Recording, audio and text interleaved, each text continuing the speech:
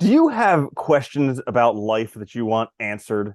Well, you're in luck because so do I. In today's episode, we're going to be taking a look at some of the best Done. philosophical questions out there, and we're going to be attempting to answer them. This is the Existential Stoic podcast. I'm Randy. That's Danny. What's going on, Danny? What's up, Randy? Yeah, so this is exciting. We're going through another list, and we will post a link to the list down in the show notes of Yeah. some of the best philosophical questions. But me personally, I love doing this stuff because we get to see interesting questions, interesting answers, right? Yeah, I like it too. And I also like too, this was like from like I don't know, like a conversation starter thing to get to know. So it's like they're fun and I don't know, I like questions like that because it makes you, I don't know, sometimes they make you think about the world and stuff differently, which is always nice. Hmm. Takes you out of the moment. Yeah. Do you want to just go Absolutely. back and forth then today? Is that what we're doing? Yeah, so let's get into it. All right. I You want me guess to I'll, start? I'll start because I You start. Go introduced the ahead, you episode. start. Okay, Take so control. Go for it. Danny, let me ask you, being a child in the 21st century, was everything better in the past? Yeah. It's so funny. I do think this is a good question too, because it's like there's so much to it of like, how much does what is progress? How much does like the things that we have matter? Are they distracting us, making life harder? Because we always say life is in so many ways easier now than it's ever been. We have all this stuff that we can just access instantly. Food's like a secondary question. It's not even like on our minds all the time, whether we're preparing it.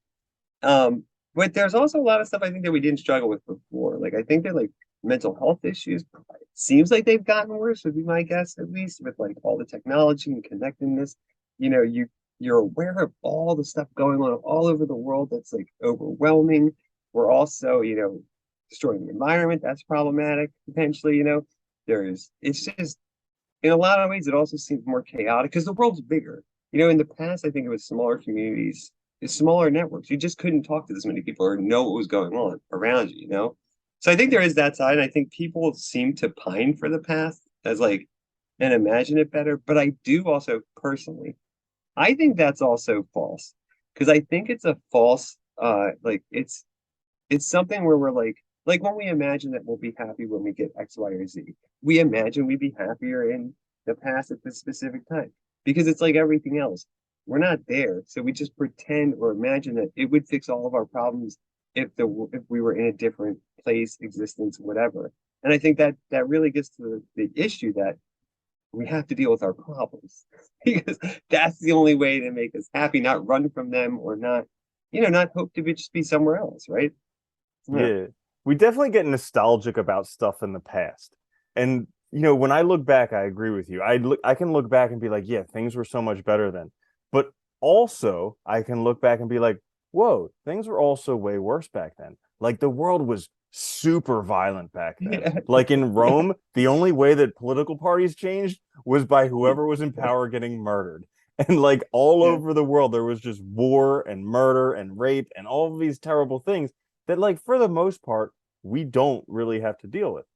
But on the other hand, we take a look at it, like we were more connected with nature. We were more of our instinctual selves. Like when we feared things, they Mm. were actual, tangible, physical things as opposed to these like fears that we can't even grasp anymore that we have to deal with. And that could be Yeah. causing some of the mental issues that we have. So there's like, Yeah. it all depends how you look at it.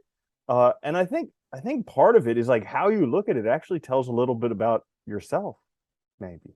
No, I think that's true too. And I think, just to add to that too, like, we also know about like viruses and bacteria and stuff and sanitation, which is also good. But yeah, no, I think too, like, with like this type of question, I think the more important question is like, well, if we think the world would be better at a different time, how can we make it better now? I think that's a better thing to ask. Is like, well, then how can I make either my life, my community, my world that I live in, how can I make it better now so that I don't need to think about going to a different time? Do you know what I mean? I think that's a better way to look at this. Is like, Mm, what are we doing wrong now, or what can we do now to make it improve it? mm. And also looking at the question. So like That's when we open. have the thought that the world was better in the past, how do we feel when we have that thought? Generally not very good. And so like, is it true Yeah. that the world was better in the past? Who knows? You can't compare it. But that No. one simple thought can make you feel terrible. So why would you hang on to that thought? It's kind of a crazy thing. But also another thing is like looking at yourself. So like we talk about this a lot in like looking at progress because it's easy to compare yourself to other people and feel defeated. But then when you I was step just gonna back, talk. yeah, but then when you Yeah. step back and compare yourself to yourself like 5 years ago, you're like, whoa, look at the progress that I've made. So I think that's also an important thing because if you look at it on that, was everything better in the past? I would say, heck no, things are way better now. Yeah. No, that's a good point too, because I think that is fundamentally what's at the heart of the question, right? Is it's a problem of comparisons and making the wrong type. And we need to start making the right kind and train ourselves to make the right kind. So that's good. Yeah. Mhm. You want to add anything else to answer? Nope. Next question All right, next question. Do you want me to go in order or do we jump around? to you. All right, I'm gonna jump around a little because I'm just Mm. curious. Um, what is the biggest problem in human nature? Randy, answer Oh. that right now. I want to Yeah. Okay. So how about this? Uh, know. it's the belief that we're all messed up and everyone else has it all sorted. It's not bad. Yeah, I like Yeah. that. Yeah, Yeah. is it?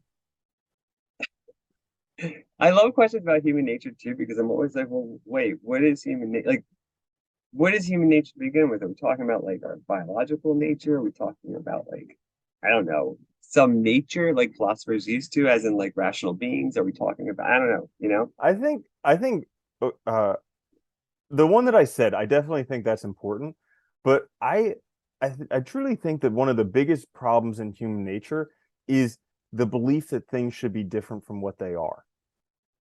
It causes us so much suffering, so much anguish, so much turmoil, so much pain thinking that things should be different from what they are, as opposed to just kind of accepting them as they are. Can I counter that real quick Sure. though? I would say that I think though that yeah, I guess it's a belief, but I think dissatisfaction in seeing things problematic is also a way that we do improve things, change, grow, and also see things that we can make different. So I think that is important. Oh, 100%. And I do, yeah, I think that's a huge part of it.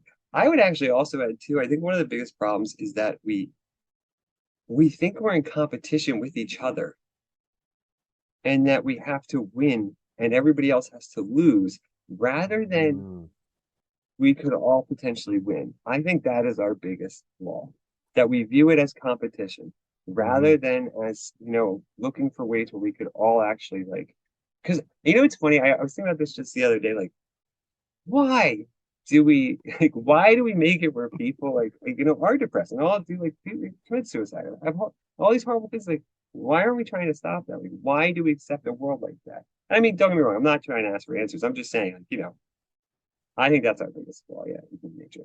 Yeah, that's a great one. And it's a difficult question to answer, like why do we get so competitive? Because I know it's like I know from like school and everything, it's kind of like uh Yeah, it's drilled into you, you in know? yeah, it's drilled into you. I'm curious if it's something that we have by nature that we're competitive. Because I think I don't have really much experience with children, but like if I think back and from what I read in books, they always talk about how children are, generally cooperative. They generally want to help other people. They enjoy doing that stuff. Yeah. I mean, but there are also children having tantrums and stealing toys from each other. So maybe we are competitive. But I just remember like one of the most defining moments in my educational life was when I got to vet school. And the school that I went to, they spent the whole first week. This was the only school that did this, but the whole first week, it was just built on team building activities. So we got comfortable with Oh, that's everybody in our awesome. class. And they sat us down the first day and they said, you needed to be competitive to get here. It's very hard to get into vet school. You needed to be competitive to get here. Now that you're here, we have enough diplomas for all of you. So you don't need to be competitive Dude, at all. It's time to help each other. yeah, every graduate program can learn a lesson from that because it's the dumbest practice of making students compete for stuff because you just make it miserable and you make people not want to work together. And then they look at everybody else, your colleagues, as your enemies. And I think it is funny. And I always wondered, is it like, maybe, okay, you could maybe argue, I don't know, maybe part of it's animal nature, whatever, wanting to have enough secure and whatever. But I think a lot of it is societal, like indoctrination, socialization, all that. Like you said, school and stuff, you have to be the best, you have to be the top, which means If you are, nobody else is. It's always that like idea that like I have to win, and the way I value myself is by comparing myself to others and seeing how much more I have. And I think that's a really big flaw because the Well, world would be way. it's like a Oh different God. it's a different model of the world. It's like a competitive model of the world versus a creative model of the world. And Yeah. I think with technology, it's definitely made the understanding of a creative model of the world where like I can create something out of thin air that can impact everyone's lives, make everyone's lives better, and then everybody benefits from it. Whereas like before, you were like, oh, there's only so many ideas in the world, only so many potential Yeah. businesses. Like I need to compete, I need to get mine to be the best before somebody else could be the best. And so like it's a totally different mental model. Yeah, I also think it's a people like to say too that like, well, if you didn't have the competition, what would motivate you? And I think that's a false idea too, tied to the socialization. Like I think that Mm. we would be motivated anyway to do things because people are always going to want to change the world. They're always going to make things different. They're always going to create, make, I think we're creative beings. We would always want to make new things. So I think Mm-hmm. there's plenty of other ways to do it, but we have a hard time, or at least a lot of people have a hard time imagining something different from the world that they take for granted. Mm. And I think, it is troubling. It's hard. Yeah. Yeah. It's kind of like with the motivation. It's like, are you being pulled there or are you being pushed there? Like, are you doing it because you Yeah. feel like you need to do it because you're fearful, because whatever, or are you doing it because it's really what inspires you, what lights you up? And the results Yeah. that you get from that are totally different. Yeah, they are. Not to mention whoever, the people that originally like came up with this model probably had a lot of stuff and were winning. So if it was a beneficial model for them, they had, you know, it was kind of like, they had self-interest to promote it. And so, I think there's other factors as well that we could consider. Yeah. Hmm. Yeah. So great question All right. and great answer. Cool. My next one, does social media make us sick? I have a feeling you're gonna, I think this is a good one too. It's funny how like I don't know. I don't know when TikTok was created, but it's funny how fast they blow up. Like one catches on, and I don't even know why they catch on. Like certain ones do, certain ones don't. Some fail or whatever. And then it just blows up. Like I mean, it's like, billions of people I think use it, right? Like daily or something. It's insane. And it's one of those things where I think it's not the thing itself. I never I'm of a firm belief that it's never the object itself that really makes us sick. It's our relationship to it. Like I think social media can play a lot of positive roles. I think it's, in many respects, like it can help small businesses get their word out. It can be a means to communicate with people. It can be a way to, be creative and put yourself out there and, let other people see it. But it also has a lot of built-in addictive stuff. I mean, it also has people in the company who are motivated by money, paying a lot of money to very intelligent people to figure out ways to make you stay there using your emotions and stuff. So I mean, there are a lot of things built into it that are problematic, maybe, but I think it's more our relationship to it. And again, like even as a society, because I think we don't really take a critical look at technology very often. Like, like Twitter. I remember when it first came out, the news immediately was like, oh, look who tweeted blah blah blah about this thing. It's like they just immediately adopt it instead of maybe asking further questions about it and its impact. So I don't think there's anything wrong with it, but I think sometimes we have to step back and maybe look at it and ask, well, how does it influence me individually? Is it a problem in life? Is it making me sick? And then more broadly, like, what do we want this to do for us? And like, is this the right way to do it? Or, because I think, at its core, I don't think communication's bad. Hmm. Yeah, yeah.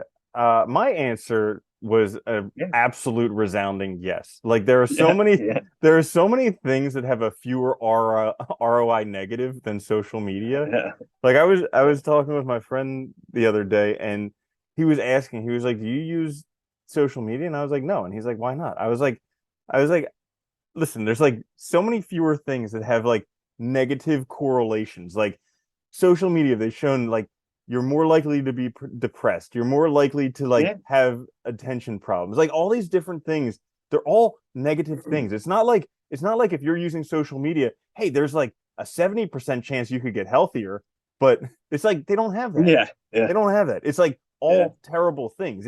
It's the latest like publicly okay addiction to have that's just completely detrimental to your life. but people say, "Oh, but I'm staying connected." Well, yeah, I guess I should say that like I do agree with you, and I think all I was trying to say was like the idea behind it I don't think is necessarily problematic, but the problem is that like the way we've gone about it is we have these, companies that are very like they dominate the market. They're making tons of money off people, and so they have reason to make people just stay on their phone forever and never do anything else. So yeah, I think in that sense it's terrible. It is in that Hmm. sense. Yeah. It there but it's like all technology. I think there's ways where like, that communication's good. There's ways that we could use it better, but I think this is the problem that we don't ever address it. We just like we do the easy thing all the time. It's like Yeah. security with technology. Like we take the easier option of making it really not that secure Hmm. so that it's convenient. It's Yeah. problematic. Absolutely. Absolutely. All right. Next question. All right. Next question. Um, Hold on, let me find a good one. Hmm. Do you believe in God or a higher power in the universe? Absolutely 100% yes. Yeah. And here's why. For a long time in my life, I was trying to do it all by myself, and things just weren't working out. And then once I was just like, all right, well, let's try. Because I'm of the mentality that like I'm willing to give anything a try and Yeah. see if it works for me. Because I know it's like if it works for me, I'll use it. If it doesn't work for me, okay, fine. So Great attitude. yeah. Yeah. So I tried it on. I tried it on, and it worked unbelievably amazing for me. Like better than anything I could have imagined. And so yeah, 100% Or yes, are you that's why. saying that are you saying it's just like a belief that things will work out? Is that what you mean by God or higher power? Or like what do you mean by Well, it? If you don't mind me I asking, you think don't have to be specific, but okay, so yeah. I think for each person it's going to be different Yeah. because Yeah. there's like God is a word, you know? So like but like you say you say that word, I have a different interpretation of it, you have a different interpretation of it. Some people have like negative associations with it, all of these different types of things. So it's going to be different for other people, but all I know was that once I believed that it wasn't completely 100% up to me, then all of a sudden like everything opened up. Oh, okay. Okay. That makes sense. That's interesting. Yeah. Hmm. Yeah, it is interesting because I think, I mean, I always personally, I mean, I'm of the belief that we don't know that much. There's so much we don't know.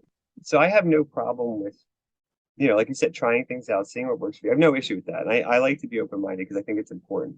And I've actually studied a lot of like religion, mythology, all that stuff throughout my life. So do I believe in God or a higher power? I don't know. I actually have no real like answer to this. I would say generally I lean towards not in the sense of like how religions have portrayed it, definitely not, but like maybe in a sense of like energy or something like that, or like, like you were referring to maybe like some causality type mechanism or something behind things. I wouldn't call it maybe intelligent, but that's me. But yeah. Yeah. Yeah, I also one thing that I find really interesting is like so there's we can't prove that we're not living in a simulation. So Nope. like but like one thing that I really like is going back and reading the Bible and seeing like in the Old Testament God's just acting like very, very angry. He's like, "You upset me. I'm gonna wipe out your whole population." And I think back to like a child who's just like created something, and it's like, "Stupid That humans, why did you do this? I'm gonna kill all of you." And then like comes back in the doesn't New look like a Testament, duck. comes back in the New Testament. He's like, "I love all of you. You're awesome. I forgive you for Yeah. everything." And it's like after he went to some type of like Zen retreat, he comes back and he's just like, "It's all cool. We're good." Well, what happened was when it started, he was a tribal god, and he had to like battle other tribal gods and stuff, and be the one. His people had to be great, Hmm. and then he became a universal god, and he took a chill pill and took a step back. Yeah, exactly. Yeah, so Basically, it is it's funny, isn't it? yeah, it's a great question.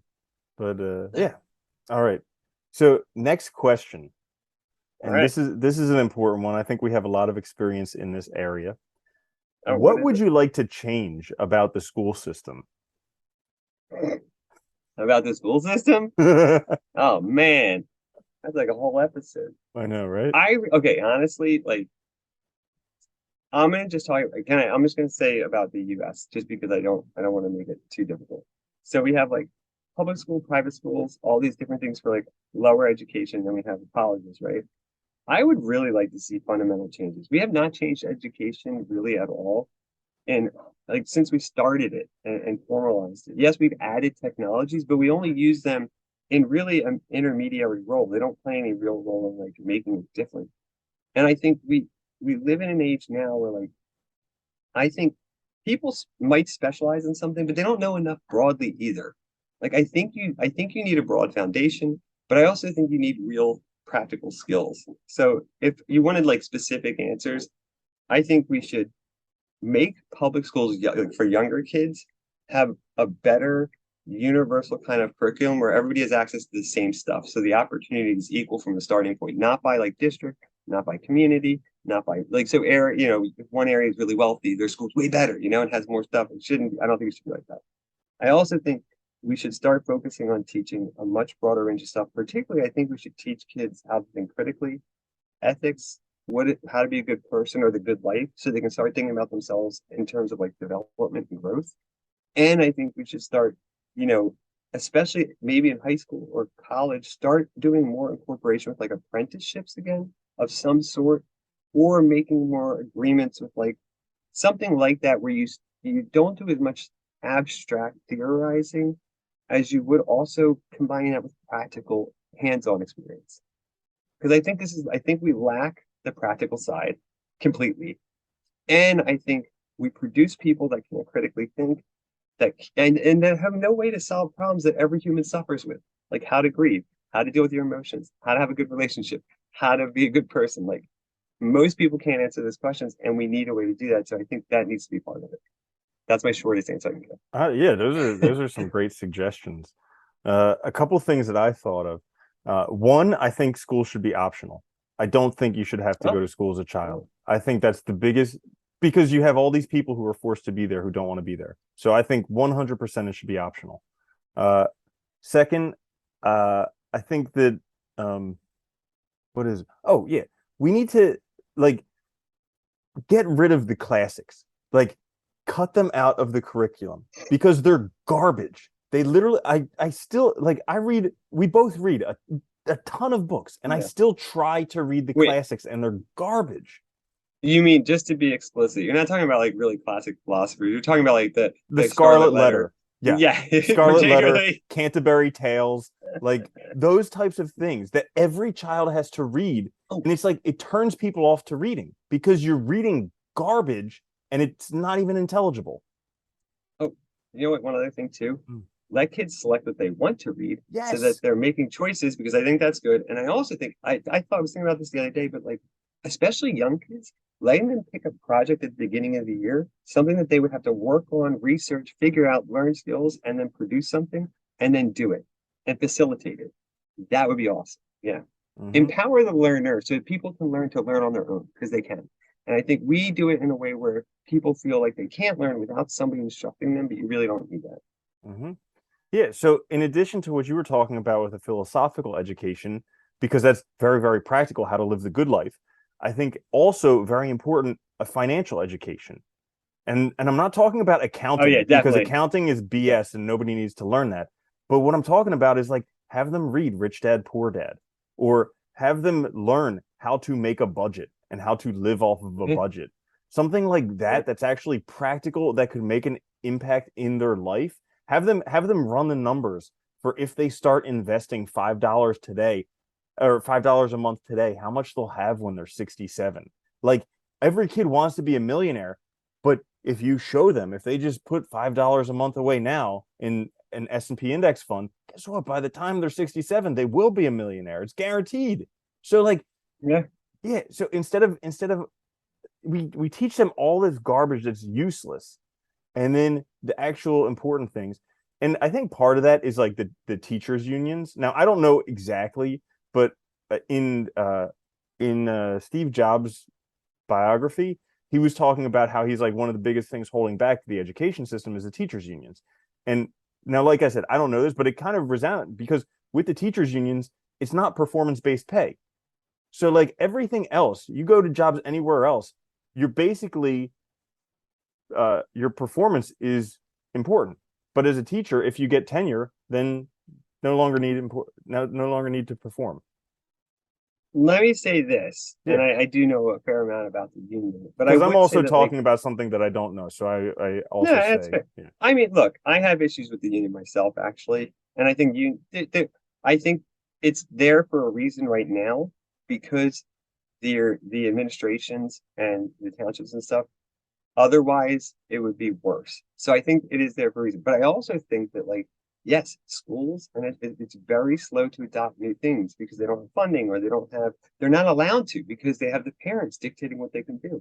So I think, yeah, I think we need more essentially freedom and self-learning and empowering people to learn on their own. And I think, yeah, I think there's so much we should change. I think it's ridiculous that it hasn't changed. And like to the point you were making, like, yeah, back 50 years ago, I couldn't just Google stuff and find it out. But now I can. So I don't really need to know the list of presidents. I don't give a rat's ass because I can look up the presidents whenever I want, if I ever needed to actually know a president's name.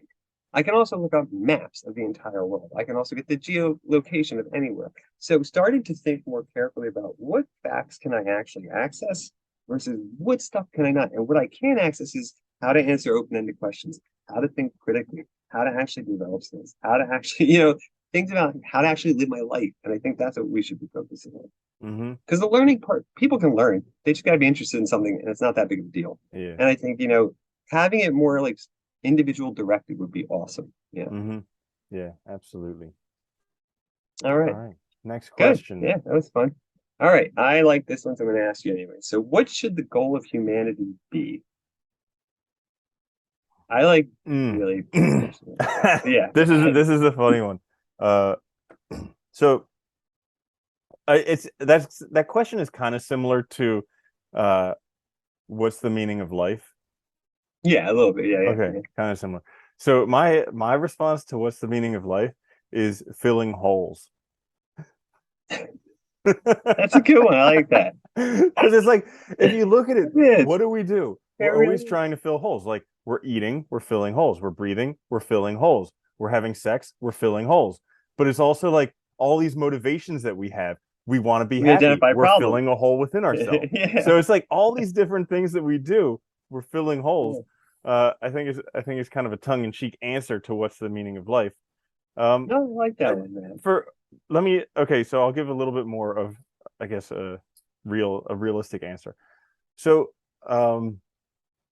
part of I think there's, like, for me, there's two things. What's the meaning of life? So one is like procreation. And there's the biological sex part of that, which is just like continuing whatever, but there's also like Yeah, the more deep. creating something, the creation. So like adding value. So there's that side of it. I believe that's one side of what's the meaning of life. And I believe the other side is whatever right now. This is this. Because, Life. This right, thing called because life. Yeah. there's never anything other than this. Future Yeah. and past are constructs of Isn't our that weird? imagination. It's true though. Yeah. So it's like, yeah, those are my answers. Well, it's funny. I saw this and it just made me think of something because like um Nietzsche had this really interesting view that like, he thought uh like basically the Western world, modern world was degenerating. And he looked back to the past and he romanticized the past, like ancient Greek, he's thinking about like ancient Rome, Egypt. But he looked back at these old cultures which were very small, semi-homogeneous, and he also saw that they tended to have like unifying projects that were achievements. So like the pyramids, the Parthenon, like they were very much organized around these greater like achievements that spoke of the culture itself. And I did think that was interesting to think about that we are very disorganized now in that respect because we are competing with each other rather than like community. So I do wonder like if humanity had like a goal, right, in some sense, like I think he would say would be to make ourselves higher, to raise ourselves up, to become better than we are now, whatever that means. And I think that's an interesting way to look at it. Like if we had a goal like solving the problems that are in our way, right? Making human beings a better thing than they are now, rather than just doing the same thing over and over again. That would be one way I would answer it to. Yeah, I think that's a great one. And I think one of the things that stops a lot of people from actually doing that is being like, yeah, we're destroying the environment and nobody's doing anything about it. I give up. And it's Yeah, just like, exactly. They yeah, should fix it, not yeah, me. yeah. Why isn't the president doing anything about this? Yeah, exactly. So it's like, but it's like understanding the personal responsibility of it, because having the thought that anything outside of you is going to change anything is just Yeah, craziness. It's absurd. It's yeah, you know, it but is. like if you just look at yourself, like how am I making a difference? Am I improving? Am I getting better? Are my relationships getting better? All of that stuff. If you're doing all that stuff, then you're making probably close to the best impact you can make in the world. I like that. Yeah, be the example. Yeah, that's a good one. Mm-hmm. Be Yeah. part of the solution. All right. All right. So my next one, this is actually a curious one. Why are people jealous? That's a Like, good one. why is jealousy? Why do humans have a an emotion of jealousy? Why are people jealous? I think it is a good question because I mean, jealousy is interesting too because it's not like necessarily beneficial to the person that feels it. It hurts. It makes us feel worse. It makes it feel less than. Um, in some, I think this. All right, I'm just gonna say this is my view, but I think this goes back to like the way we're raised to kind of compete with each other. It's supposed to be sort of semi-motivating, but it becomes turned against us because we feel like we're lacking. We feel like we can't do what others are doing. We feel like we don't have enough. We feel like we're not good enough. And so instead, that turns against us. Instead of acting in the world, doing something, changing our lives, we pity ourselves and we feel bad about ourselves. And then we start like, focusing in on what others have and being upset about it, and it sucks. And I think we all suffer with this. It's terrible. And this goes back to making comparisons the wrong way, right? Comparing ourselves against others without looking at the whole, without looking at the whole picture, instead of just looking at ourselves and how we're doing. But I think we all struggle with this because it is so easy, dude, to be like, I don't have enough money to pay my bills, and then just instantly look somewhere else and be like, they have so much excess, blah, and it's like you get upset, but and it's understandable, but at the same time, I think it's really just problematic. Like I don't know where it comes from, but yeah, that's at least part of my Yeah. answer. Yeah, it's like you mentioned, the idea that there's not enough to go around. Like Yeah, somehow that there's not enough in this infinite universe, somehow there's not enough. And like I think, like jealousy, I was trying to think like where does it come from being a baby to an adult? And it could even start like as early as we're a child, because no matter what sex you're born as a child, if you're if you're a girl, you want your dad's attention, but he splits his attention between you and your mom. So like already you're competing for his attention. And if you're a yeah, boy, it's the yeah, same thing with your mom and your dad. So like no matter where you are, there's already this jealousy thing that like I can't have enough of what I want when I want it. So it just sets you up for trouble there. yeah. It's almost like learning that I can't have everything, so I need to learn how to deal with what I have or appreciate what I have. But instead of doing that, we just, go the opposite direction. Yeah. It might also be a group thing too, like one community looking at another and being, well, they have more than us, and like, attacking them or something because they feel like the grass is greener on the other side, right? It's Yeah. also like that belief, I think this ties into a lot of things, maybe like that belief that things were better in the past or that they're, whatever. And it's kind of crazy because like it's a very like heated, momentary, present emotion that Oh yeah. once I have a moment to think about it, I'm like, this doesn't make sense because like if it's a relationship with a girl and she wants someone else, it's like, but I actually want her happiness. So if she wants to be with somebody else, that actually logically makes sense to me. Or like if it's with somebody who has something that I want, it's like, yes, but I want them to have that because I want to have the ability to have that. Like if they can do it, then I can do it. So why am I being jealous about this? Yeah, what's funny? It is funny because like I have that experience all the time where I feel it, like where it's like it doesn't even feel like me. Do you know what I mean? Like it's weird, but it can be so strong and in a sense it almost feels like it comes out of the blue sometimes. Where like it takes a minute to like both register what's happening, why I feel this way, and then like course correct away from it and like deal with it. And it's like it's funny because I think that's how it hits a lot of people, but like it's amazing how our emotions can almost overtake us in a way where we become like what we're not, It's really strange. Mm-hmm. Yeah, we become a monster when Yeah. yeah, sometimes. All Yeah. right. Um, Last question, should we Danny. do, you want to do one more? All right. Sure. I found a funny one. I'm gonna do the last one. Okay. All right. Wait, am I asking this one? Right? Yeah, yeah. I did find a funny one though. I'll just suggest it if you want to find another one, we can just do another one. Good. What did you find? Go ahead. What is a recipe for unhappiness? Oh, that's a good one. You want to do it? Yeah. All right. I like that as the last one. That's a good one. Yeah. And you start because I should have asked the question. So go Okay. ahead. What is a recipe for unhappiness? Okay, so I think that a recipe for unhappiness is uh number one, thinking that happiness exists somewhere outside of where you are right here and right now. And then part two is social media and or traditional news media. You Yeah, that's you avoid those three things and you will be set. I like that because it's like focusing on outside of yourself, right? Rather than internally. Yeah, I would say like, a recipe for unhappiness is believing that you don't have the power to change yourself. Mm, Um, you know, or believing that you don't have control over what you really have control over, like your mind, your, emotions and all. I think that is super important. Um, Believing that you're not good enough, believing that mm. you can't do something. And I think negativity essentially is a recipe for unhappiness because it sets you up for failure rather than for success. Yeah. That's a great point that you brought that up because there's that book Learned Optimism by Martin Seligman where he was talking about learned helplessness, how in animals it's identical to depression. So like the belief that we can't do something, that we don't have control, that we don't have agency makes us depressed. And every time in my life that I've been depressed, it's because I Yes. believed that I couldn't change, that I couldn't get something that I wanted or do something that I wanted. Yeah, the actual study from the old study was that they actually took dogs, they made it so they couldn't leave this pen, and then they would electrify the floor. They would try to get out at first, but once they realized they couldn't get out, then they would give up and be like, but you're right there. That's exactly how you feel. You feel like one of those dogs when it happens.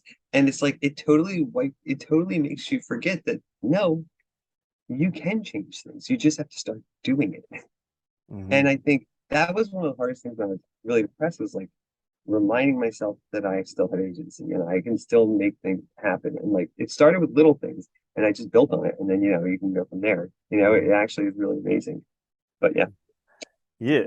Yeah. And it's just like changing little things. Like it's because we get stuck in like the explore exploit part. We get stuck in Yeah. that exploit part because it's comfortable, you know? And then we think like that's the only way that things could work. But sometimes you just have to explore, try new things, change it up. You remind me too. I think another recipe for unhappiness is believing that happiness is a perpetually joyous state. I think that is the worst. Yeah. Like no bad things happen. There's no change. There's no emo. I think that's just like one of the things. Somehow we all internalize that, and I don't know how, but like that's not life. Yet Hmm. we have this like fake view of it. It's really weird. It is strange. Yeah, okay. So funny thing. So I was listening to this book. I mean, that's a great point, and this is just adding to No, that point. But like, so I was listening to this book, Do Epic SH Star T, and he's talking about how like all life is change, and we get stuck in all these problems because we want things to stay the same. And then at the end of the book, he has a section on love, and so he's like writing these notes to people in his family. He's like, "I love you. You're so creative. Never change." Stay this way always. And it's just like it's so funny because like we want things to never stay the change. same when they're good and Yeah, we want them to change when they're bad. But like it's just the whole world's in a constant state of flux, always changing. it is, dude. It's in a constant state of flux, and it's funny because we want this permanence that doesn't exist. And personally, I think when it comes to happiness, I like to think of it as good life instead of happiness because it clears my mind of that idea of feeling joy, feeling pleasure all the time, and instead it makes me focus more on like success, the relationships, mental health, physical health, all that stuff as being more important. And I think Mm. once you have that, the other stuff comes with it. Yeah, like it's like can I have 80% good life, something like that. That way when you have Yeah, a bad day, you're just like, hey, it's just a bad day, not a bad life. they happen. I'm Yeah, okay. They exactly. happen. Sweet. Yeah, Well, this has been a lot awesome. of fun. I gotta say, I That love was doing fun. these. I love doing these lists I because do they have too. great questions and always Yeah. great answers. So, anyways, everybody, this is the Existential Stoic podcast. Thank you so much for joining us. If you haven't yet, check us out on the podcasting services. We're also on YouTube where you could check out both of our pretty faces. Uh, Yeah. make sure to like, share, and subscribe. And we will see you guys later in the week. I'm Randy. Woo. That's Danny. I'll see you later, Danny. Later, man.